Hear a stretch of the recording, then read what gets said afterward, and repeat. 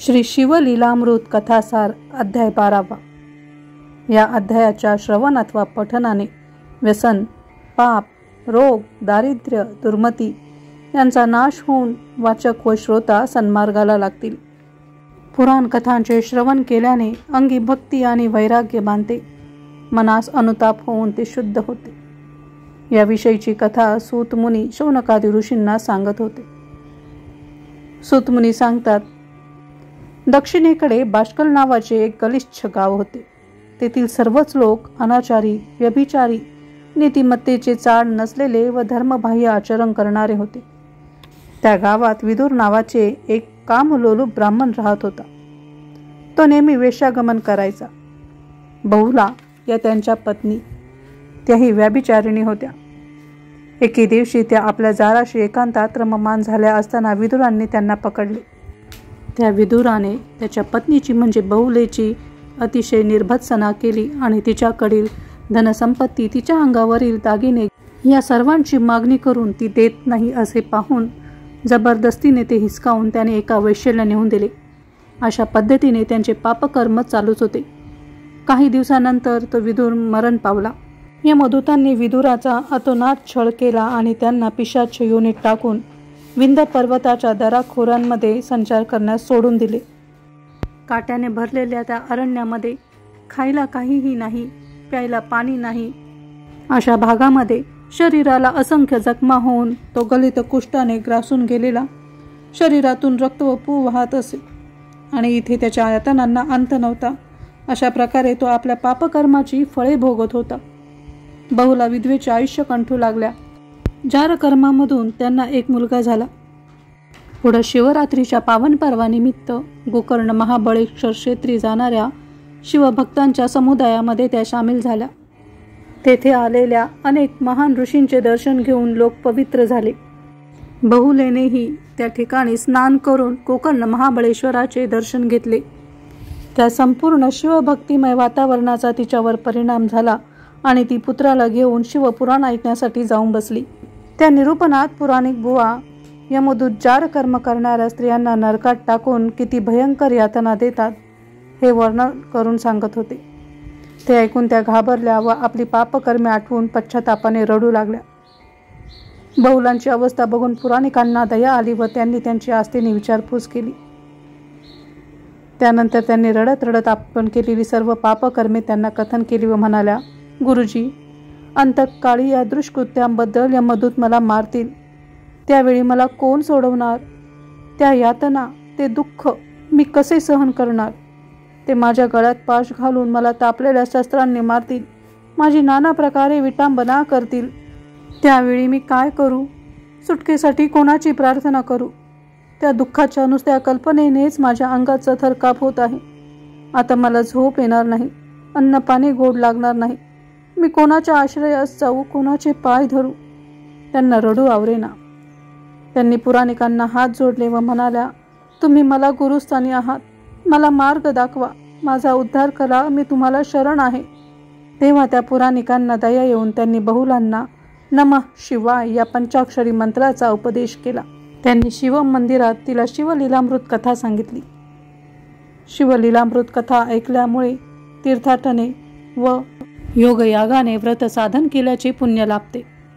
शिवलीलांच्या श्रवण भक्तीने बहुला निर्दोष झाल्या. त्या अहोरात्र शिवकीर्तन करू लागल्या. अखंड गोकर्ण क्षेत्री राहून त्या गुरुसेवा करू लागल्या, शिवपूजा करू लागल्या, नित्यनेमाने तीर्थस्नान करू लागल्या. त्यांना सत्संगती आवडू लागली. त्यांनी सर्व निंदकर्मांचा त्याग केला. त्या सर्वांगी भस्म लावून रुद्राक्ष धारण करायच्या. गुरुची सेवा आणि अखंड शिवनामाचे स्मरण करून ती शिवलोकास जाण्यास पात्र झाली.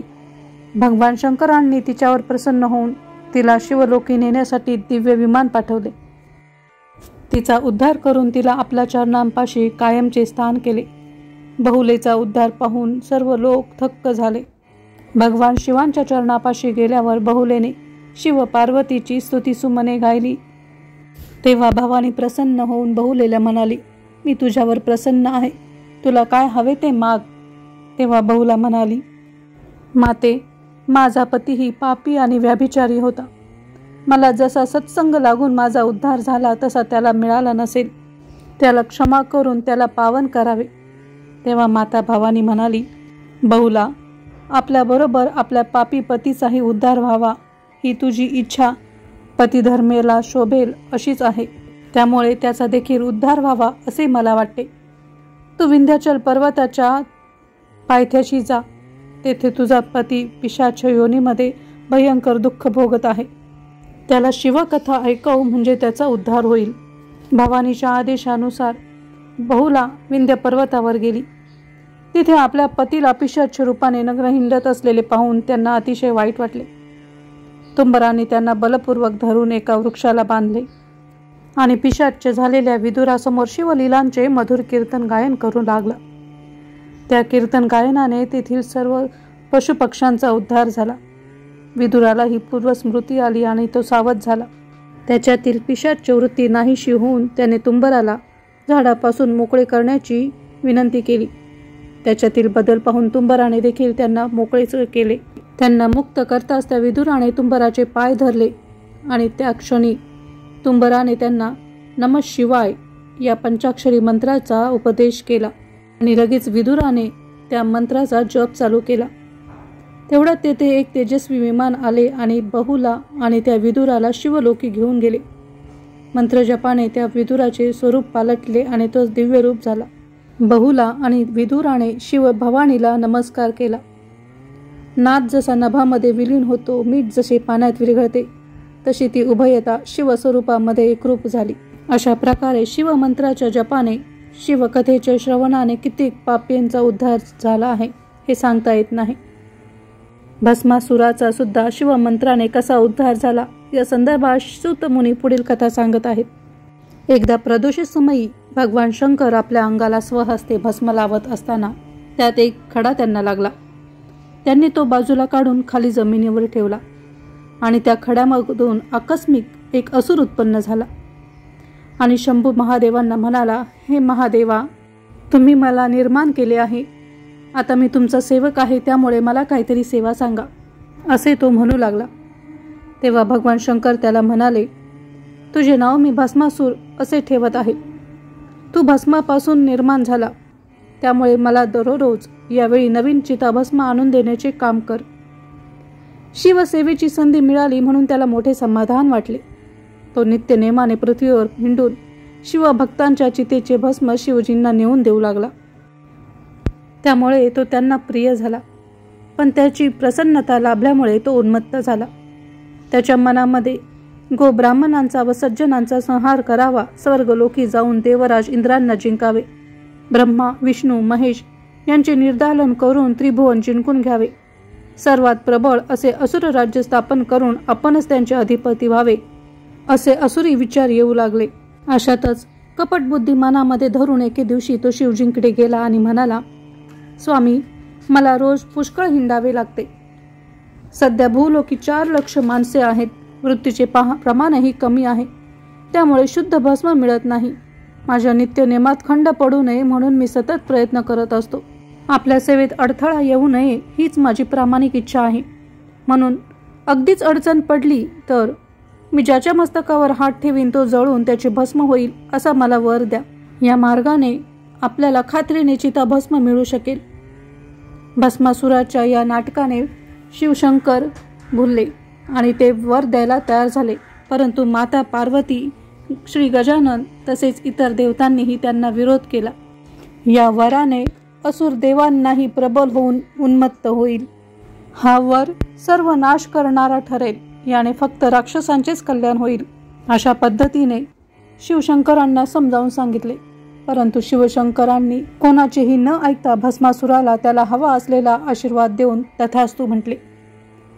शिवजींच्या वरप्रसादाने भस्मासुराला विवेक राहिला नाही. तो मृत्यूलोकी आला. तेथे त्याने ब्राह्मण, संत आणि गायी यांना निवडून काढून त्यांच्या मस्तकावर हात ठेवून त्यांना भस्म करू लागला. भस्मासुराच्या या कृत्याने पृथ्वीवर सर्वत्र हाहाकार उडाला. त्याच्या या भीतीने समस्त ऋषी व प्रजाजन विष्णूंना शरण गेले. विष्णू त्यांना घेऊन शिवलोकी आले आणि शिवशंकरांना भस्मासुराचा सविस्तर वृत्तांत सांगितला. त्यावर शिवजी हसून म्हणाले, भस्मासुराचा मृत्यू जवळ आला आहे म्हणून तुम्ही निश्चिंत होऊन स्वस्थानी जा. ते असे बोलत असतानाच तो असुर चिताभस्म घेऊन तिथे आकस्मिक प्रकट झाला. देव आणि ऋषी आपलेच गाराणे घेऊन इथे आले आहेत हे त्याने ओळखले आणि त्याने तुच्छतेने मान उडवली व म्हणाला, आज जे कोणी इथे आले आहेत त्या सर्वांचे मी उद्याच भस्म करणार आहे. हे ऐकून शिवजी क्रोधाने त्याला म्हणाले, अरे असुरा, मी दिलेल्या वराने तुझी बुद्धी फिरली आणि तू भीषण नरसंहार केलास. अशा प्रकारे माझ्याशी प्रतारणा करताना तुला काहीच कसे वाटले नाही. ते बोलणे ऐकून भस्मासुरही संतापला. त्याला कळून चुकले की आपली सर्व वागणे, आपली वृत्ती शिवशंकरांना समजली आहे. तो म्हणाला, त्यात वैषम्य कसे वाटायचे? मी तर तुम्हालाही सोडणार नाही. तुम्ही तुमच्या सुंदर पत्नी मला द्या, नाहीतर मी आत्ताच तुमचे भस्म करतो. असे काहीतरी होणार हे पार्वतींना माहीतच होते, म्हणून त्या रागाने सदनात निघून गेल्या. तेव्हा त्यांना उद्देशून तो कुत्सितपणे म्हणाला, शिवजींच्या डोक्यावर हात ठेवून मी तुम्हाला पळवून नेतो की नाही ते पाहाच. आणि मान मर्यादा न बाळगता तो शिवशंकरांना निंदा करू लागला. तुझ्या डोक्यावर हात ठेवून आता मी तुझे भस्म करतो, असे बोलून भस्मासूर शिवजींच्या दिशेने धावला. भस्मासुराला हुलकावणी देऊन भगवान शिव इतरत्र धावू लागले. त्या समय शिवप्रभूंची अवस्था पाहून पार्वती चिंताग्रस्त झाल्या. त्यांनी आपल्या बंधूंना म्हणजेच भगवान विष्णूंना साकडे घातले.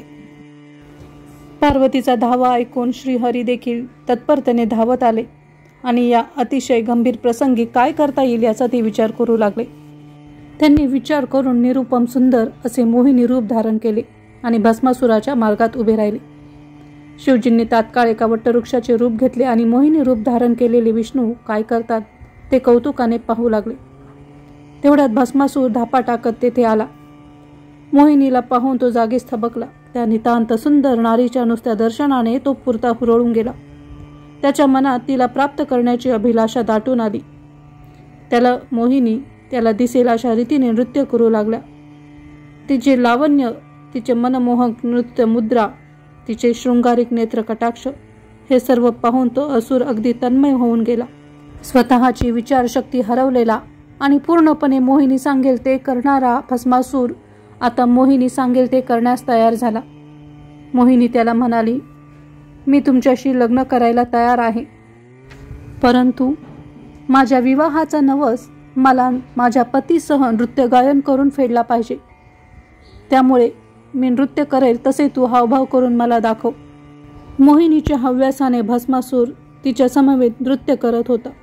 त्या जशा नृत्यमुद्रा करतील तशाच नृत्यमुद्रा तो करत होता आणि एका बेसावक क्षणी मोहिनीने आपला हात स्वतःच्या डोक्यावर ठेवला. भस्मासुरानेही तसेच केले आणि व्हायचे तेच झाले. त्याला मिळालेले वरदान त्याच्यासाठी शापरूप ठरले.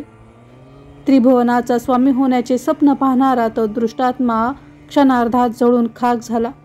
मागे उरले फक्त मूठभर भस्म. कार्यसिद्धी झाली होती. भस्मासुराचा अंत झाला होता. त्या क्षणी मोहिनीचे रूप टाकून भगवान विष्णूंनी चतुर्भुज रूप धारण केले. वटवृक्ष अदृश्य होऊन त्या ठिकाणी भगवान शंकर प्रकट झाले आणि हरिहरांची भेट झाली. त्या मंगल प्रसंगी देवांनी आनंदाने पुष्पवृष्टी केली.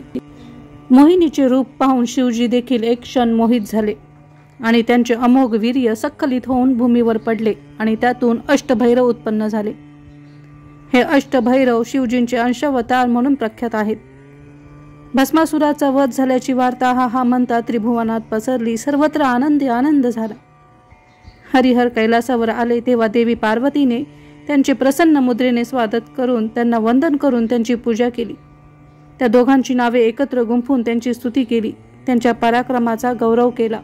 श्रोतेहो, पुढील अध्याय अमृताहूनही गोड आहे. त्यात शिव पार्वतीचे विवाह तसेच वीरभद्रांच्या आणि षडाननांच्या जन्माचे आख्यान आहे. शिवलीलामृत ग्रंथ म्हणजे सिंहस्थ पर्वच. तुम्ही ती कथा मनपूर्वक ऐकावी अशी तुम्हाला विनंती करते. आणि या कथेबरोबरच आजचा अध्याय इथे समाप्त होत आहे. उद्या पुन्हा भेटूया एका नवीन अद्भुत अलौकिक कथेबरोबर आपल्या स्वामी स्पर्श या यूट्यूब चॅनेलवरती. तोपर्यंत ओम नमः शिवाय.